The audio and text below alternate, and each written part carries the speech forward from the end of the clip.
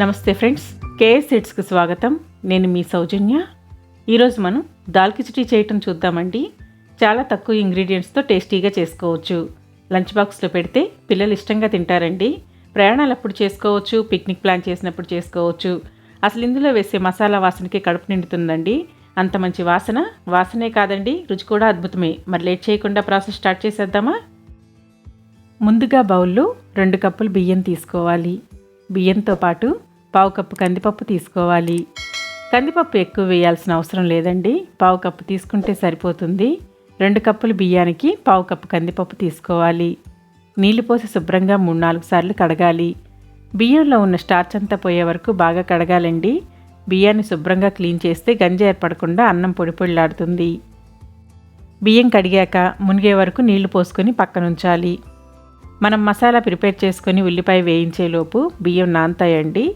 ఇప్పుడు మసాలా ప్రిపేర్ చేసుకుందాం. మసాలా కోసం రోట్లో 2-3 ఎండుమిరపకాయలు వేసుకోవాలి. అలాగే 4 లవంగాలు, 2 ఇంచుల చెక్క వేసుకొని దంచుకోవాలి. చెక్క లవంగా మెత్తగా పొడవ్వాలండి. ఎండుమిర్చి మాత్రం పూర్తిగా నలగాల్సిన అవసరం లేదు, ఫ్లేక్స్లా ఉంటే సరిపోతుంది. ఇవి దంచేటప్పుడే 1/2 టీ స్పూన్ జీలకర్ర వేసుకొని కచ్చాపచ్చాగా దంచాలి. తర్వాత 7-8 వెల్లుల్లి రెబ్బలు వేసుకొని దంచుకోవాలి.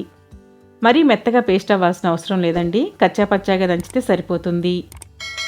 మీరు మిక్సీలో అయినా గ్రైండ్ చేసుకోండి. నేను ఇక్కడ మసాలా తక్కువే ఉందని రోట్లో దంచుతున్నాను. మిక్సీలో వేసుకొని కోర్స్గా గ్రైండ్ చేసుకోండి. మసాలా రెడీ చేసుకున్నాక పక్కనుంచుకొని కుక్కర్లో 50 ml నూనె వేసుకొని వేడి చేసుకోవాలి. నేను ఇక్కడ నువ్వుల నూనె తీసుకున్నానండి. నువ్వుల నూనెతో దాల్ కిచడీ చేస్తే చాలా రుచిగా ఉంటుంది. నూనె వేడయ్యాక చిన్న ముక్కలుగా తరిగిన ఉల్లిపాయ వేసుకోవాలి. కొద్దిగా ఉప్పు వేసుకొని ఉల్లిపాయ గోల్డెన్ కలర్కు వచ్చే వరకు వేయించాలి. దంచిపెట్టుకున్న వెల్లుల్లి మసాలా వేసుకొని వేయించాలండి. వెల్లుల్లిపాయ పొట్టు పూర్తిగా తీయాల్సిన అవసరం లేదండి. మొదళ్ళు కట్ చేసి లైట్గా తీస్తే సరిపోతుంది. లేదా పూర్తిగా అయినా తీసేయొచ్చు, మీ ఇష్టం, మీరు ఎలా అయినా వేసుకోవచ్చు. మసాలా వేగేటప్పుడు మంచి వాసన వస్తుంది. 2 సెకండ్లు వేగాక నానబెట్టిన బియ్యంలో నీళ్లు తీసేసి బియ్యాన్ని వేసుకోవాలి. తాలింపులో 2 నిమిషాలు వేయించుకోవాలండి. ఇలా వేయించుకోవటం వలన మెతుకు ఒకదానికొకటి అంటుకోకుండా పొడి పొడిలాడుతుంది. 2 నిమిషాల తరువాత మరిగించిన వేడి నీళ్లు 4.5 కప్పు పోసుకోవాలి.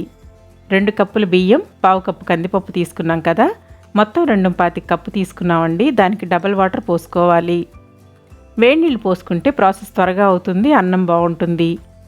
చివరిగా ఉప్పు చెక్ చేసుకొని అవసరమైతే మీ రుచికి సరిపడా ఉప్పు వేసుకొని అంతా ఒకసారి కలుపుకోవాలి. మూత పెట్టి విజిల్ పెట్టి హై ఫ్లేమ్లో 3 విజిల్స్ వచ్చే వరకు ఉడికించాలి. 3 విజిల్స్ వచ్చాక స్టవ్ ఆఫ్ చేసుకోవాలండి. ఆవిరిపోయిన తర్వాత మూత తీయాలి. చూడండి, అన్నం పొడి పొడిలాడుతూ పలుకు లేకుండా ఉడికింది. మంచి వాసన వస్తుంది. మూత తీయగానే బిర్యానీ చేశారా అన్న ఫీలింగ్ కలుగుతుందండి. అంత మంచి వాసన వస్తుంది.